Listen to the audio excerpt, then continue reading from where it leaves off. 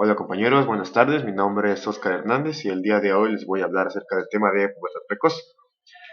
Para iniciar tenemos que definir qué es la pubertad, la cual es una serie de cambios biológicos y somáticos en los cuales nos van a permitir diferenciar entre la etapa de la infancia y la edad adulta, pasando por una etapa de transición, la cual es la adolescencia. Para estadificar a la pubertad no se tiene una edad de inicio específica o exacta, ya que es muy variable y está influenciada por diferentes factores. Hablar de pubertad no únicamente es acerca del aumento del crecimiento o desarrollo gonadal, sino que igual implica la aceleración de crecimiento, lo que se conoce como el estirón puberal, la cual nos va a dar un aumento de talla en niños y niñas. También nos habla de la modificación de la composición corporal, el ensanchamiento de las caderas en el caso de las mujeres o del tórax en el caso de los hombres. Igual en sus proporciones corporales a lo largo de sus extremidades y los aspectos psicológicos y emocionales propios de esta etapa. Como bien mencioné, los límites son muy imprecisos, no se tiene una edad exacta y la variabilidad es amplia, de 4 a 5 años del inicio, ya que una niña puede tener su pubertad a los 8 o 9 años y otra la puede tener a los 13 14, un niño a los 9 y el otro niño a los 14 15 años. Lo que sí es que entre hombres y mujeres hay un año de diferencia aproximadamente, ya que las mujeres tienden a iniciar a los 8 años y los niños a los 9. Para determinar el inicio de la pubertad se utilizan visualmente la aparición de los caracteres sexuales secundarios, los cuales más adelante los voy a presentar en los estadios de Tanner. Y el término se da cuando se alcanza una estatura o talla adulta, donde ya no va a haber un crecimiento posterior, van a darse la maduración sexual completa y una capacidad reproductora al tope. Ahora bien, es importante hablar acerca del eje hipotálamo hipoficiario gonadal, ya que este eje nos va a dar una regulación importante a lo largo de la pubertad. Este eje se va a activar en la vida fetal y se va a inhibir por el retrocontrol negativo de las hormonas placentarias, principalmente el estradiol. Al momento de nacer, este estradiol se va a inhibir en la primera semana después del nacimiento. Al inhibirse se va a reactivar el eje hipotálamo hipoficiario gonadal y se va a dar lo que es una mini pubertad dentro de los primeros 6 a 12 meses. Para los hombres, la principal hormona va a ser la luteinizante y para las mujeres la folículo estimulante. En los hombres se va a alcanzar un pico de testosterona dentro del primer al tercer mes, pero no se va a exceder, ya que igual va a aumentar la proteína transportadora de esteroides sexuales, lo que va a hacer una regulación. En cuanto a las mujeres, la folículo estimulante va a promover el desarrollo folicular ovárico y la producción de estradiol. Esto en conjunto va a dar una posterior supresión de la hormona liberadora de gonadotropinas y se va a permanecer quiescente hasta la entrada o el inicio de la pubertad. Igual les mencioné que las gonadotropinas séricas van a estar bajas al nacimiento. En cuanto se entra a la pubertad, este eje se reactiva y por ende se reactiva la FSH y la LH. Estas van a madurar las células germinales y se va a dar la producción de esteroides sexuales que van a ser los principales de esta patología y las inhibinas. Los esteroides sexuales se van a regular por un retrocontrol negativo y las inhibinas se van a encargar de la secreción de la folículo estimulante. Esta liberación de FSH y de LH inicialmente es de forma nocturna. Es pulsátil, que es por pulsos. Y después, conforme siga madurando, ya se van a dar de manera diurna. Ahora, la testosterona en el varón y el estradiol en las mujeres van a ser los que desarrollen los caracteres sexuales secundarios. Endocrinológicamente, el inicio de la pubertad se define con el incremento de la hormona liberadora de gonadotropinas y este incremento va a estar regulado por múltiples causas, como son señales estimulantes. ¿Cuáles podrían ser algunas señales estimulantes? La cual pueden ser estimulación glutaminérgica, noradrenérgica, dopaminérgica. Y las inhibidores principalmente es la GABAérgica. Anteriormente les mencioné los caracteres sexuales secundarios. Estos son los caracteres de tanto hombres como mujeres. En los masculinos, los más característicos pues son el incremento del tamaño testicular, del pene, la aparición del vello púbico, el ensanchamiento de la espalda y el tórax y el acné característico. Y también el engrosamiento de la voz. Y por parte de las mujeres van a ser la telarca, el crecimiento de pezones, la aparición del vello púbico, del vello axilar. Ellas se van a ensanchar sus caderas y él también el acné. Aquí se tienen los estadios de Tanner que les mencioné anteriormente, con los cuales se estadifica la progresión o crecimiento o el desarrollo de la pubertad. En la etapa 1 es donde se está previo a entrar a la pubertad, y en la etapa 2 de Tanner, estadio 2 de Tanner, es donde se inicia la pubertad propiamente dicha. Aquí se tiene la tablita y la relación de cómo va aumentando. Son estadios que van desde el 1 al 5, donde 1 es aún no inicia y en el 2 se da el inicio. Y el 5 es donde se da el término, donde se tiene la maduración completa, la maduración sexual completa. Esta es de mujeres y aquí tenemos la de los hombres, si ustedes quieren revisarlo, ya que este tema se ha revisado en desarrollo y crecimiento en temas pasados. Cabe recalcar que en las mujeres el, el estadio de Tanner 2 coincide con el estirón puberal, mientras que en los niños el estadio de Tanner 3 es el que va a coincidir con el estirón puberal. Las tendencias de maduración van a tener múltiples factores y los que les puedo adelantar un poco serían la nutrición, las condiciones de salud y las condiciones de vida. Ahora les voy a mencionar la tendencia secular de crecimiento y desarrollo. Esto se refiere a que distintos factores van a adelantar o a retrasar la pubertad. En estos casos son muchos y a grandes rasgos son los factores familiares y étnicos, los nutricionales y socioeconómicos, el ciclo de luz y oscuridad, condiciones climáticas, condiciones de vida intrauterina y disruptores endocrinos. Las buenas condiciones van a adelantar esto, mientras que las malas condiciones los van a retrasar. Un claro ejemplo es la menarca, donde con condiciones buenas la menarca se adelanta y en condiciones malas se retrasa. Igual el artículo mencionaba que la raza negra tiene tendencia a adelantar su menarca. Dentro de factores nutricionales y socioeconómicos nos mencionaba lo que era leptina, glucosa, insulina, grelina, que iban a actuar sobre el hipotálamo.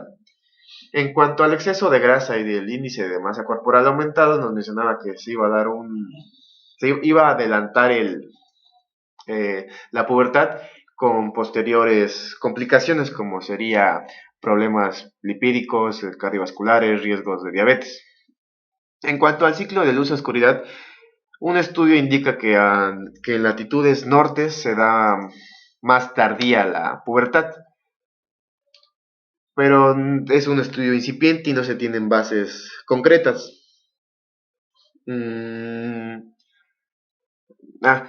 Y pues bueno, en cuanto a los disruptores endocrinos se tienen muchos, ya que son estos de manera exógena, como son los fitoestrógenos, estrógenos pesticidas, fungicidas y las sustancias químicas.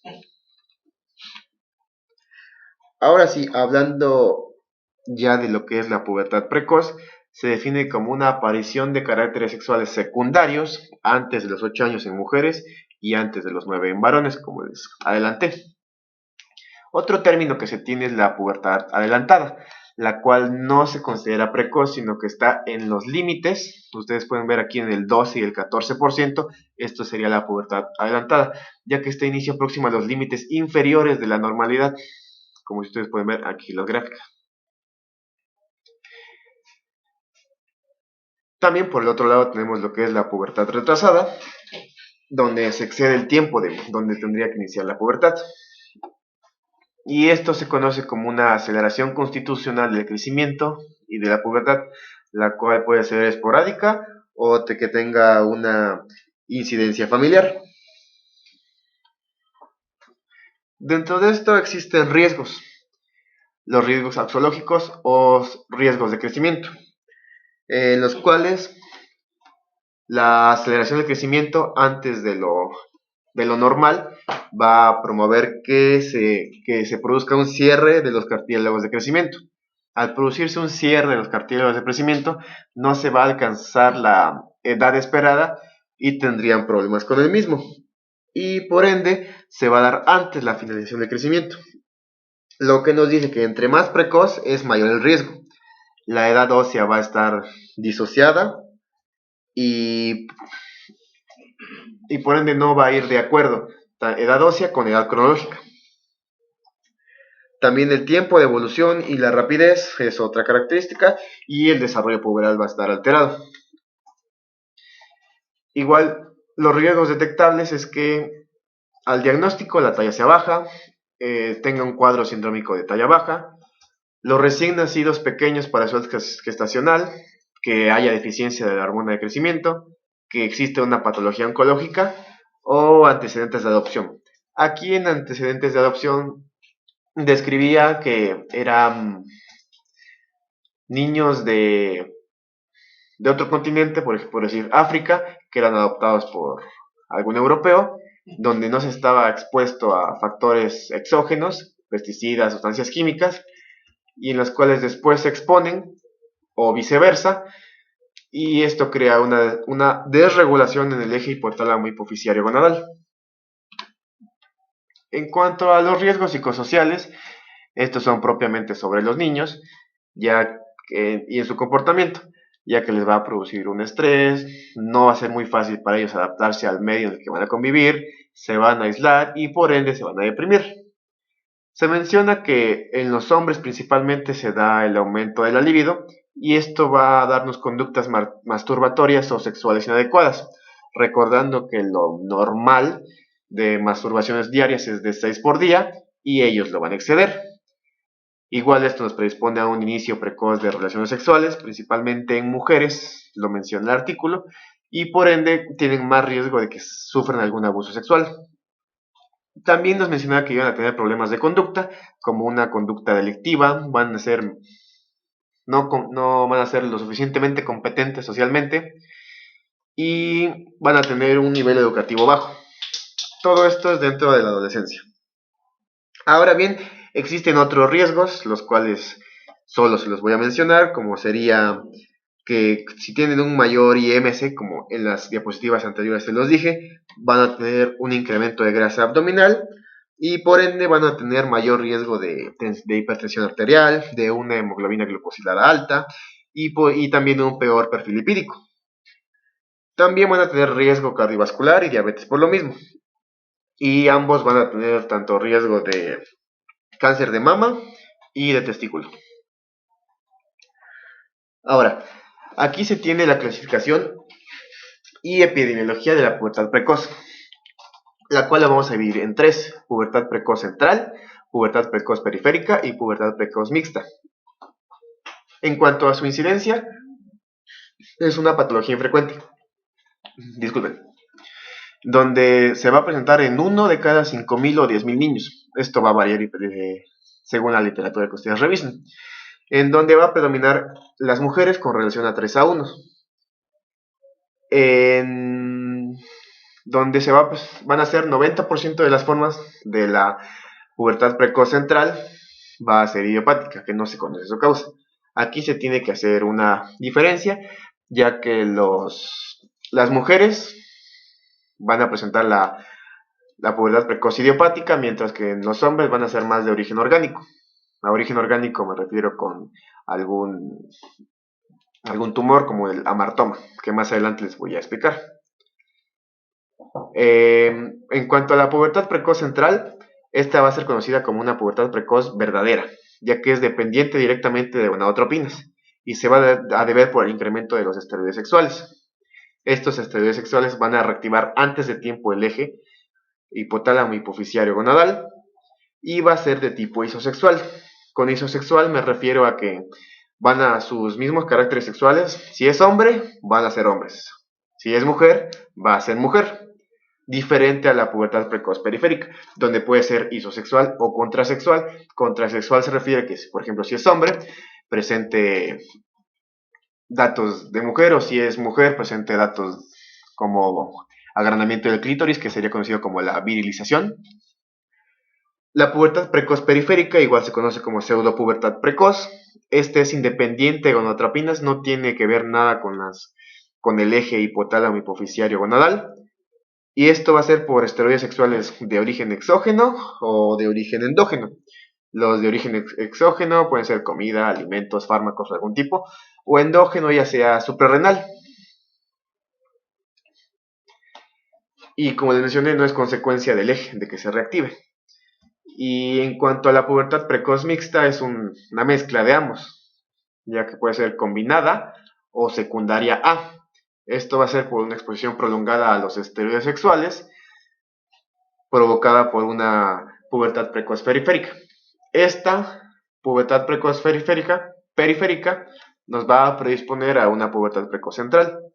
Aquí sí se va a reactivar el eje y se va a dar un desarrollo secundario de pubertad precoz central. Ahora, en la etiopatogenia y manifestaciones clínicas, vamos a iniciar con la pubertad precoz central, donde lo característico en mujeres es que la telar, que el desarrollo progresivo de la mama, se dé antes de tiempo, antes de los 8 años, como les marqué que el límite inferior normal o la pubertad adelantada. A veces es unilateral y tiene relación con el estirón puberal y el estadio 2 de Tanner.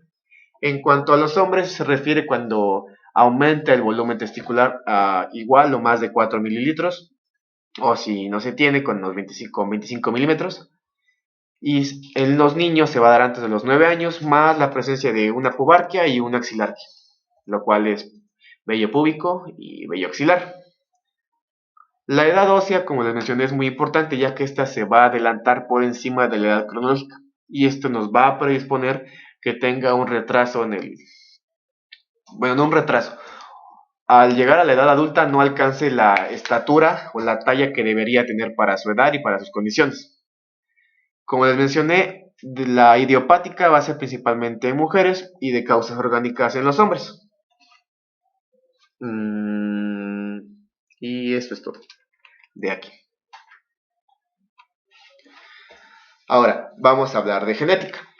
Aquí el gen rápido del tipo familiar va a ser el MKRN3, en lo cual igual tiene relación con el síndrome de Prader-Willi por la zona únicamente.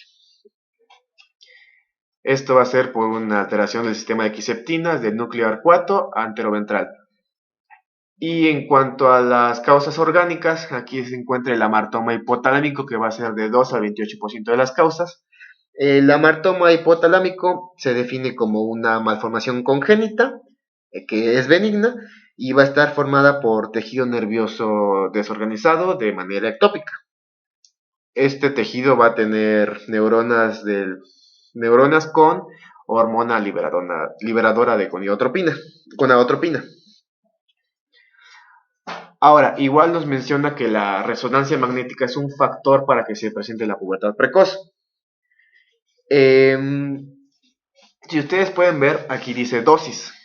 En dosis se refiere a la cantidad de radiación que se mide en grays. Si se tiene una dosis menor a 18 a 24 grays, las mujeres van a tener el riesgo de la pubertad precoz.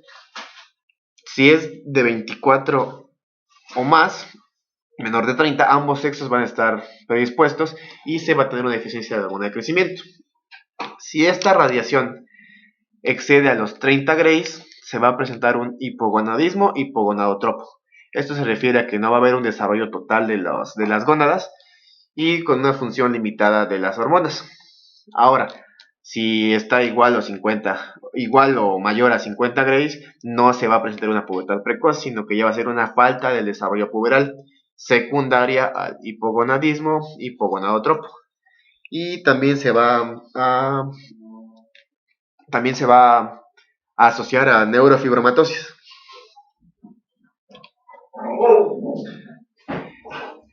Aquí, si ustedes pueden ver del lado izquierdo, se aprecia lo que es el amartoma hipotalámico, esta masa que se encuentra por detrás del quiasma óptico. Bueno, y del lado derecho aquí se puede ver un crecimiento del pene y de los testículos. Estos amartomas pueden ser asintomáticos o estar asociados directamente con la pubertad precoz central. El cuadro clínico de este amartoma van a ser que son risas comiciales inmotivadas o igual llamadas gelásticas.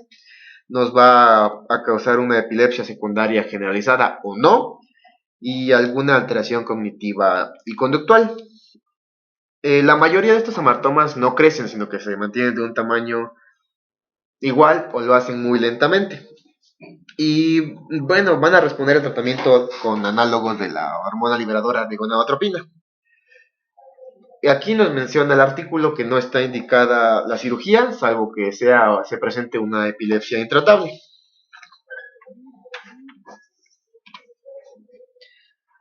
Ahora vamos a hablar de la pubertad precoz periférica, la cual va a ser por andrógenos, estrógenos o ambos elevados. Estos van a ser de origen exógeno o endógeno.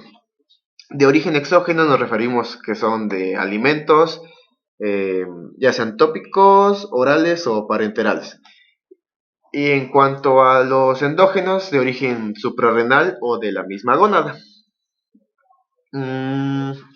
Aquí, como se mencionó en la tabla de diferencias, el eje va a estar inhibido por un sistema de retroalimentación negativa. Si ustedes pueden ver aquí las manifestaciones clínicas, tenemos de un lado a las mujeres y del otro lado a los varones. Aquí lo característico de las mujeres es que todos se van a presentar sin el desarrollo mamario, toda la clínica. Por ejemplo, el primer signo que se va a encontrar en la pubertad precoz periférica en mujeres va a ser la menstruación, pero con ausencia de crecimiento mamario.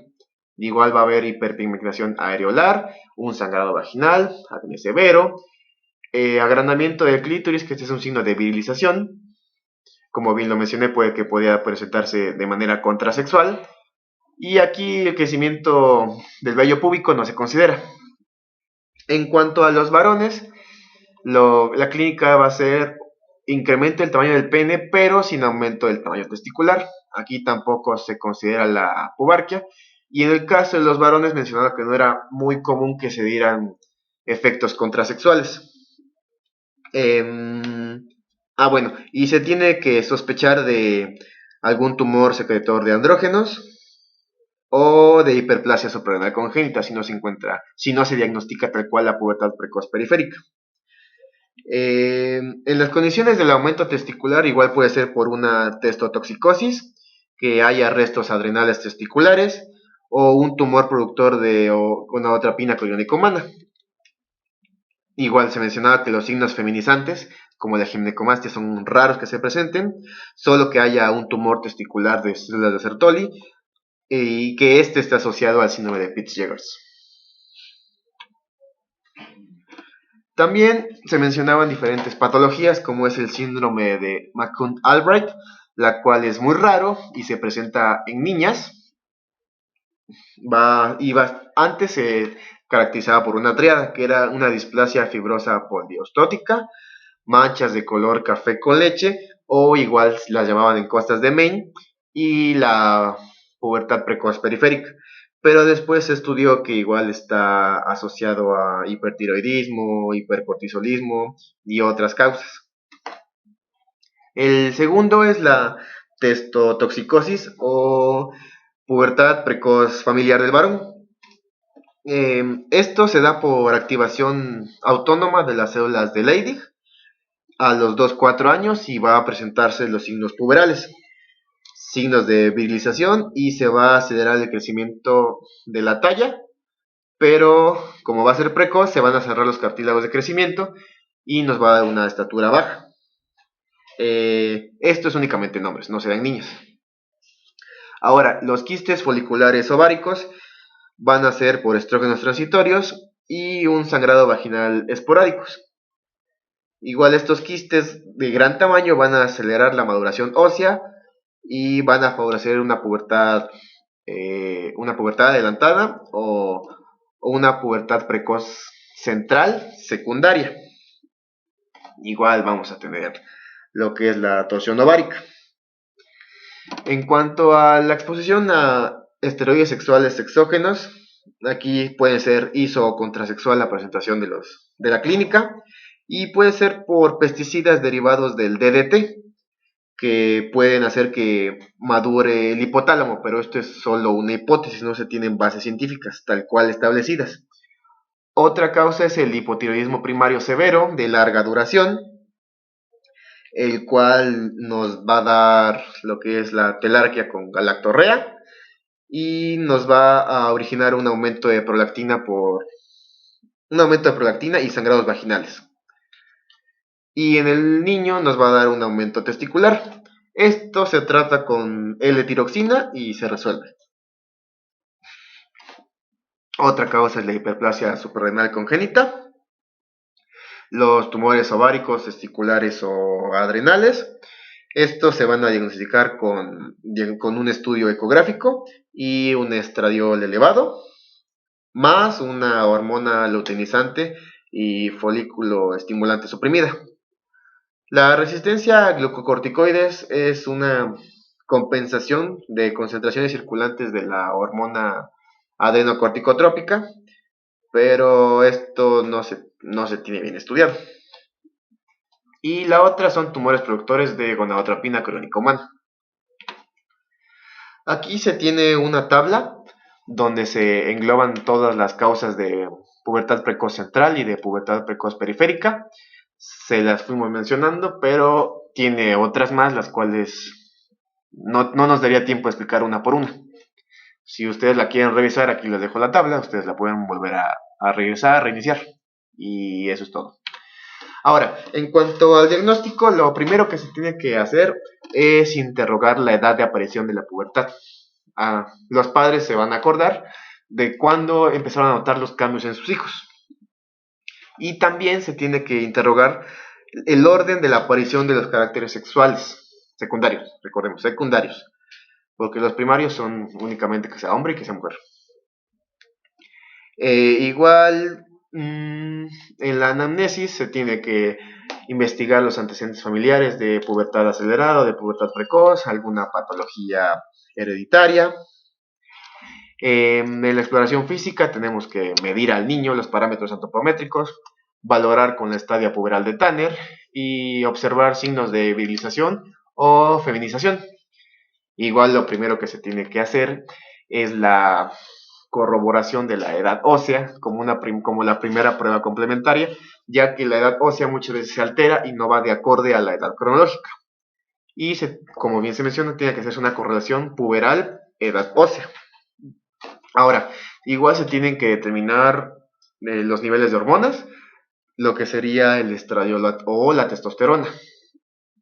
Y andrógenos suprarrenales como el delta 4, androstendiona y 17 hidróxido progesterona.